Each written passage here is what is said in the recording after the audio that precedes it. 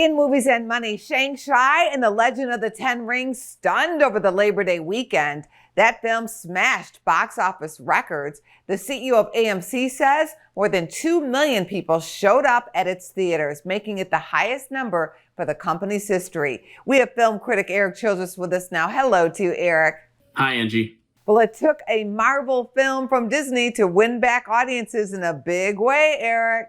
Angie, it was quite the holiday weekend at the box office, mostly thanks to Marvel's Shang-Chi and the Legend of the Ten Rings, which observers, including myself, was thinking would land somewhere between 50 and 60 million, which already would have been a record. Instead, it grossed over $75 million from Friday to Sunday and over $94 million with the Monday holiday. Now, that virtually tripled the existing record set back in 2007 with Rob Zombie's awful Halloween remake. But it also led the way to the biggest Labor Day weekend at the movies ever, had the second best three-day opening of the pandemic, and the third biggest September opening of all time, behind only the two Stephen King It films. Of course, we have had a share of big openings like this over the summer, but due to caution, word of mouth, and availability of some titles at home, few titles have been able to carry the kind of momentum usually associated with genuine success. Shang-Chi right now, thanks to the holiday, is outpacing Black Widow, and the next big hurdle the industry would like to see is a film cross the $200 million mark. Black Widow is one of only 5 films out of 125 all-time to gross over $90 million in its first 5 days and not reach that milestone. Remember, though, it was available for an at-home fee on Disney+. Shang-Chi is exclusive to theaters. And the number everyone wants to see this weekend is a top finish of over 30 million. If it hits that number, I think we'll be seeing our first $200 million film since Bad Boys for Life did it before all the shutdowns last year. Do you believe the industry is turning a corner? In some respects, yes, Angie, but I also fear that some may be looking at it as a point of no return as well. And by that I mean business as usual and no room for evolution, even if things could take another turn for the worse. Look, we reported last week that Paramount ditched 2021 for good and moved Top Gun and Jackass back to 2022.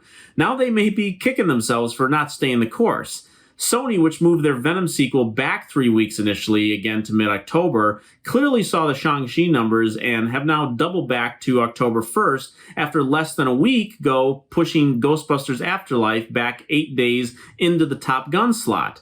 Now, given the attendance we're seeing not just at theaters but film festivals as well, we could be seeing that people are getting more comfortable with the necessary restrictions being put in place, requiring vaccine proof or at least negative testing proof. We're not yet there for kids yet, so family films are still taking a hit, and booster shots may provide even more comfort for adults looking for more than a sequel or a comic book film. Studios may not all be saying it publicly, but not so deep down, they know theaters are an important part of this business. So I think we'll be waiting until 2022 to see if they are willing to put any further experimentation into streaming. This weekend's new offerings include a crime comedy with Kristen Bell. Here's a look at Queen Pins. When you send these companies a complaint, they send you a coupon for free stuff. All of these free coupons come from one factory. It's like Robin Hood. We gotta steal these coupons and sell them to families who really need them. That's money in the bank. Hey! Dirty! Baby, I got your money, don't you worry. What's the premise of this film, Eric? STX Films is releasing Queen Pins this weekend, featuring Kristen Bell as one of a pair of housewives who create a multi-million-dollar coupon scam. This rather lame comedy will be in theaters, but available on Paramount Plus in just 20 days on September 30th, so clearly they are not expecting much business here. Those looking for something more serious can go see Paul Schrader's new film, The Card Counter, with Oscar Isaac and Willem Dafoe. Here's a peek at The Card Counter. Having been sentenced to 10 years in prison, I learned to count cards. How'd you do that? Poker's all about waiting. You count cards, right? I'm not that smart. But you win. You need someone to stake you. That's what you do. You run a stable. I'm always looking for a good thoroughbred. The film, Eric, is already getting rave reviews. You mentioned rave reviews. How about a 97% from critics on Rotten Tomatoes right now?